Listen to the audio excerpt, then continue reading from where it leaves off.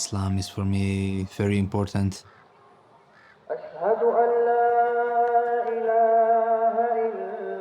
It gives me peace, it gives me faith, confidence. الواحد اللي هو فيه دلوقتي ده من فضل ربنا. I know Islam for me is the perfect religion. I was born Muslim. I've been Muslim all my life. الإسلام لعب دور كبير قوي في حياتنا، في التربية وفي النشأة اللي نشأناها.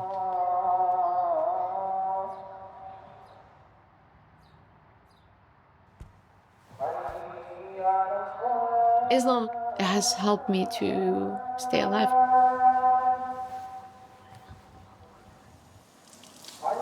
If I always keep Islam in my head, no one can stop me from doing anything.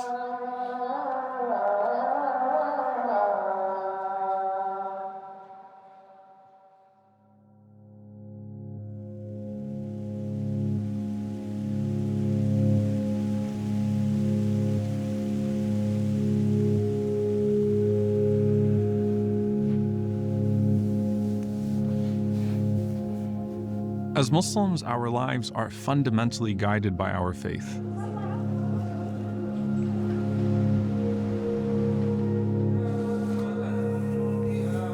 Everything from how we worship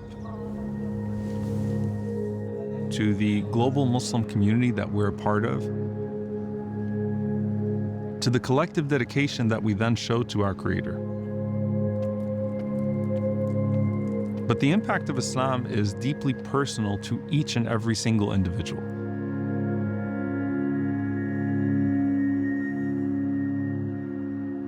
And while the Quran and the teachings of the Prophet Muhammad, peace be upon him, provide us with guidelines of how to practice our faith, the reality is that our religion can influence our day-to-day lives very differently. That's especially true for Muslim athletes. Though due to the nature of their careers, the relationship between their faith and their livelihood is particularly fascinating.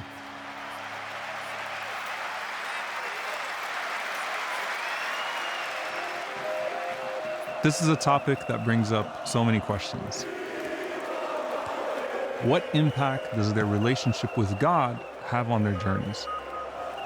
So we were the underdog. The Moroccan miracle is on! Without Allah, it was impossible for us to reach this. It's as if, the sky opened up and God was like, this is for you.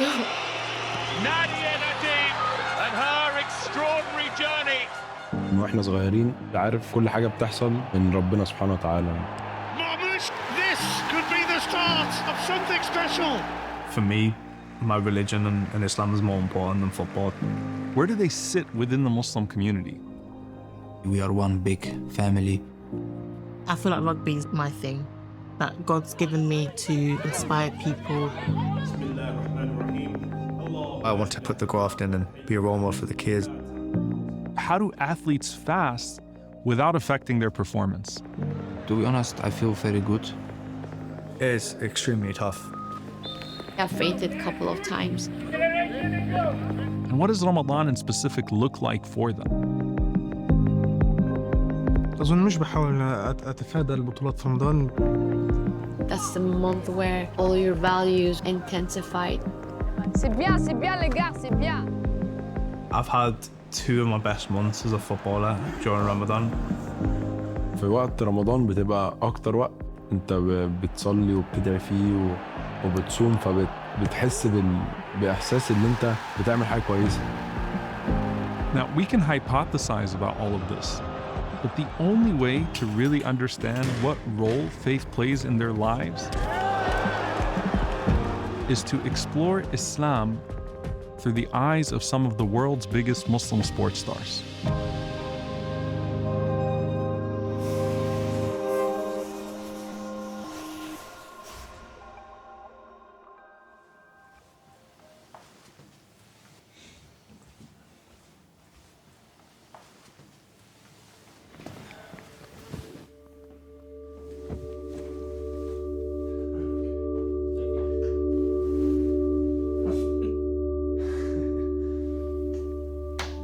firstly, can you introduce yourself for us?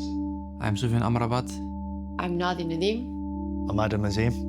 أنا فارس إبراهيم السيد حسون البخ.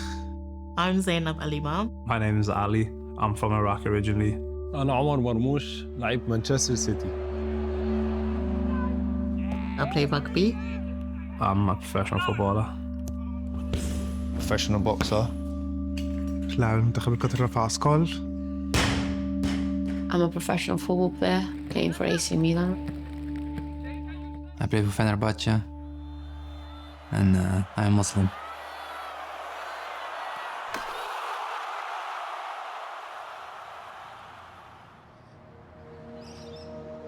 Our religious devotion as Muslims can take many forms. Perhaps the most obvious daily act is that of prayer. That's my time with God. It's a moment for me to get closer. I cannot survive without Salah. It's like that we cannot without food and water. Knowing that you pray, you feel refreshed as a man, you feel better as a man. Salah is one of the pillars of Islam. You're nothing without Salah, without prayer. الصلاة هي بتخليك انت عارف يعني بالنسبة لي أنا عارف يومي هيمشي ازاي.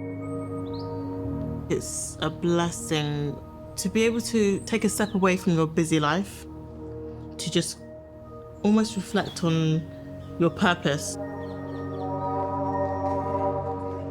We're obligated to pray within set times, 5 times a day. So you have before dawn, at midday, again between noon and sunset, at sunset, and then finally at night.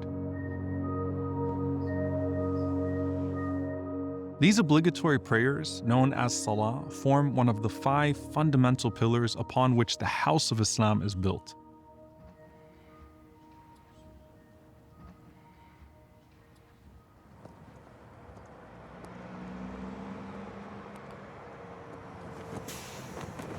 الصلاة هي ركن قوي جدا الذي يساعد اللاعب المسلم أن يأخذ كل هذه الثمار لتنشر في حياته الشخصية كذلك في حياته الرياضية.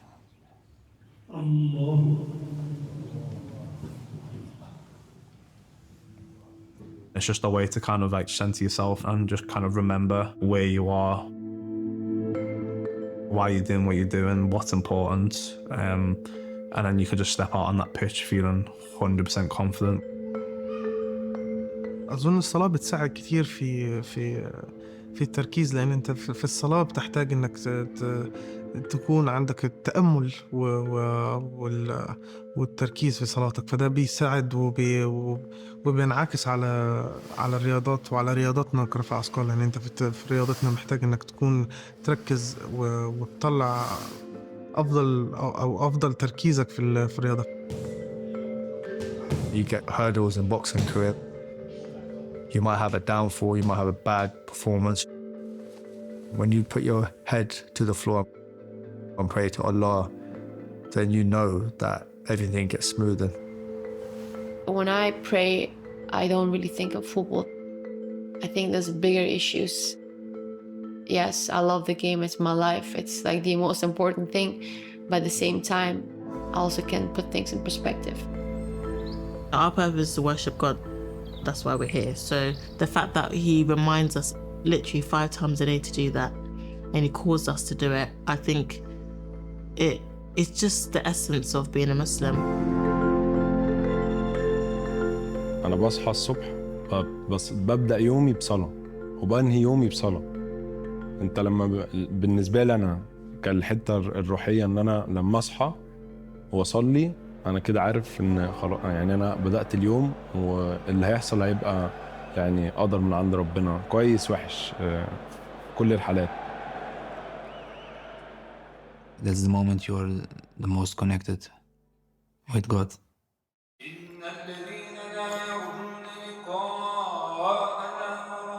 Your salat, your prayers. It's a bit like people do meditation. I think I start when I was 13 with my prayers, with my salah. And since then I never stop.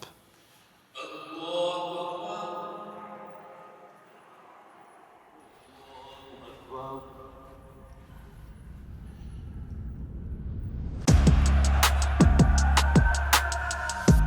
believe if you work hard, good things will come to you.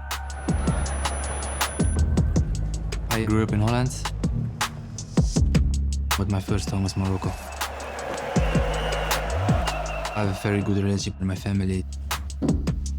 I'm a bit younger than my brothers. Kinderen, alles goed?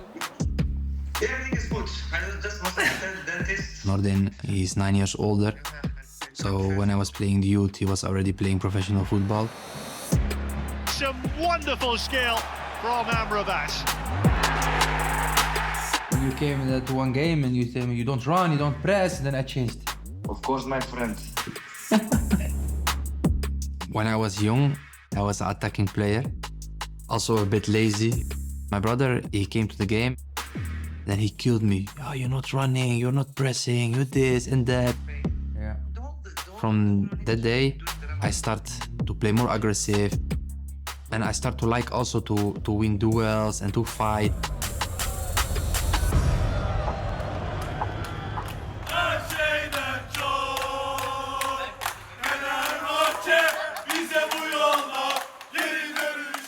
In football, you need so much more than just to be a good player.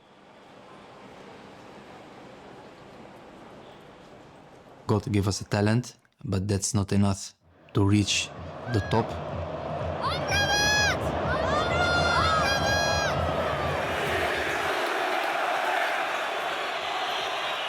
I think this is in our blood.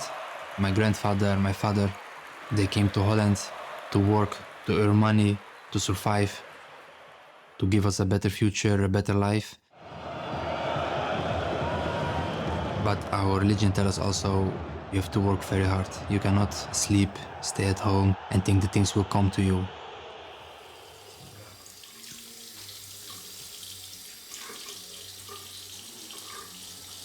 I learned discipline with my prayers. You need to make the wudu, to clean yourself, to wash yourself 5 times a day. حي على الفلاح قد قامت الصلاة قد قامت الصلاة الله أكبر الله أكبر لا إله إلا الله الله أكبر الله أكبر. And I think you need discipline in football. الله أكبر. To train every day hard, do your extra work to be a top professional. You have to sacrifice a lot, but for me, I want to be a professional football player no matter what. So for me it was no problem. I had a dream and I wanted to reach my goal and also to make my family proud.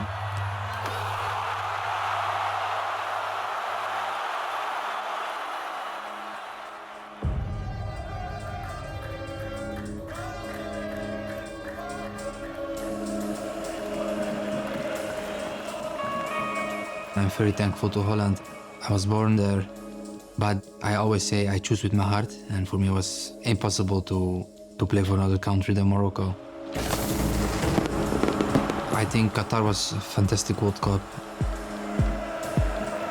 From the first game we started like 11 lions, animals running, pressing, coming back, helping each other. Nobody liked to play against us. We worked very, very hard for this. And we beat big teams. I think you saw at the end how many injuries we had. It means everybody was dead and went over the limits. Of course, Argentina won. But I think if you speak about Qatar, then it's the World Cup of Morocco, I think.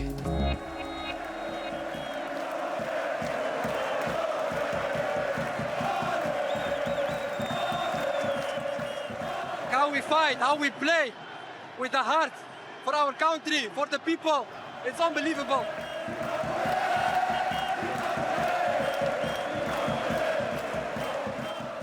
Without Allah, it was impossible for us to reach this. I remember one moment I was looking in the crowd and my mother was there, and I was seeing her the whole game praying. In the Islamic religion, they say the dua, so the prayers of your parents for the children, is one of the most strong dua you can do.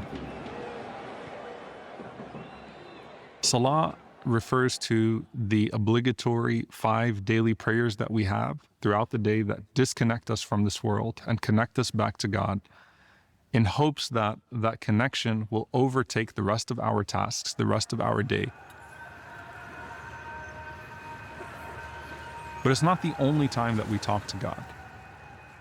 We have to pray 5 times a day, but there are all types of voluntary prayers that exist. So while you're sitting at your desk, while you're going about your day, there are words of remembrance and words of prayer and words of supplication that you're supposed to make. And they're supposed to be deeply personal. You speak to God in your own language with the ways that emanate from the heart. Imagine you have all these mothers, fathers, family, all the people around the world praying, asking God for help. Yeah, I think we had a lot of power and energy from this. The whole Islamic world was behind us. Whole Africa, also other countries, because they had respect for us, what we did, the way we were celebrating with our family, with our mothers. So that says enough, I think. Sometimes people think wrong about Islam, and I think we showed that Islam is a religion with a lot of love, togetherness.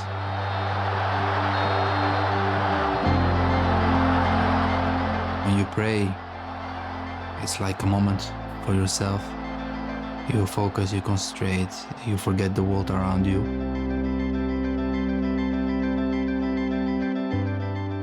I cannot go without my prayers, without Islam. I don't want to say I'm lost, because I'm an easy guy, you know. It gives me so much peace in my mind, in my heart. I'm always relaxed, because I know if you're on the path of Allah, everything will be fine.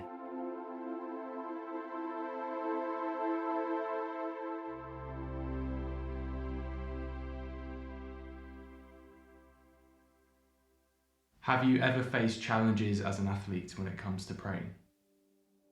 It's important to pray on time. So when you have a training or a game, then it's difficult to pray then on time. في مصر أو في البلاد العربية، حتى أنت عارف الدنيا عندنا كلها زي ما كنت بقول معمولة حوالين الدين، فأنت مش هتتمرن وقت الصلاة، أنت هتتمرن بعد التمرين.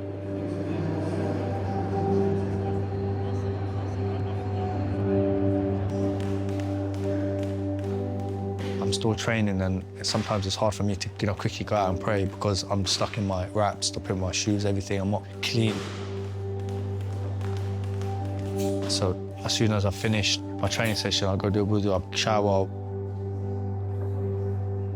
I go straight into Salah and try to read it before it ends.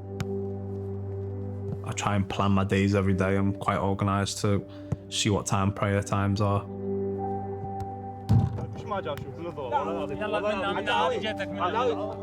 So I'm out on the training pitch when it's time for that prayer. So I usually come in, go to a room in the training ground, do my prayer, and then crack on with my day. It's been rare for me to be somewhere where like, oh, we have a prayer room here. So I usually pray in the morning, and then when I miss out on the afternoon prayers, I catch up at the end of the day. That's normally how I do it when I don't have access. I know it probably is not the best thing, but I think God would understand. It's so important that Muslims not feel like they have to compromise their faith in order to participate in sports and athletics, and that space is made for them to be able to abide by their practices. And you know, we see that in times where Muslims are accommodated for, that channels the best of them, and that's to the benefit of those teams as well. So this is the boardroom. How I came about getting this room to do my prayers in, I was using so much energy to try and figure out safe spaces to pray. And it was affecting my rugby. Before I got the space, I'd research where we were playing. I would get there about an hour or 30 minutes before my teammates would get there. And I would figure out where I could pray. So there's times where I've prayed in parks. One time I went to a shopkeeper, I was like, would you be able to offer me the space to pray? And they were like, yeah, sure, it's fine.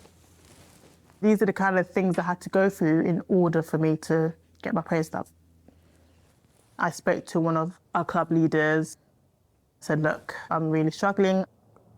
Would you mind being able to create a space for me? And it was literally like, yeah, sure, that's no problem. And it was like a massive weight lifted off my shoulder. And I was crying to her on the phone. I was like, oh my God, you know how much this means to me? And you're just probably thinking like, this girl's crazy. In Manchester United, behind the dressing room, there was a small doctor room. Nobody used it. I did my prayers there.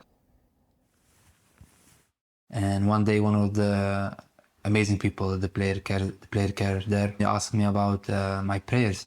How many times a day do you pray? I said, 5. I was a bit surprised about the question, you know, from out nothing. I said, no, we saw you praying and we want to make a room for you, special room. I said, no, it's not needed.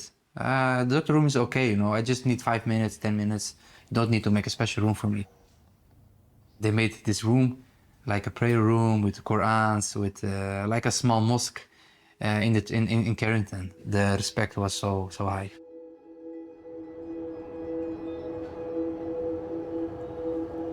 For Muslims, Salah is an essential part of daily life. It allows us to connect with God by briefly disconnecting from the busyness of our day-to-day, to find clarity and tranquility amidst the hustle and the noise.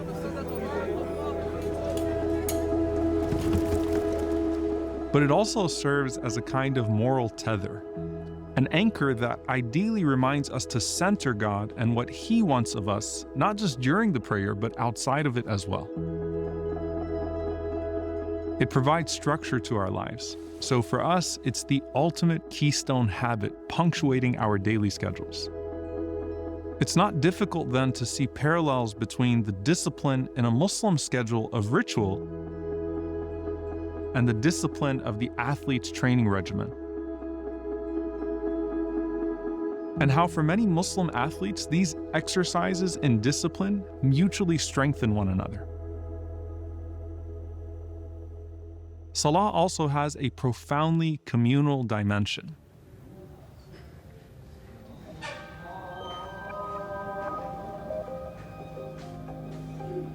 The Ummah, or global community of Muslims, all pray in the same general form, facing towards the same shared direction.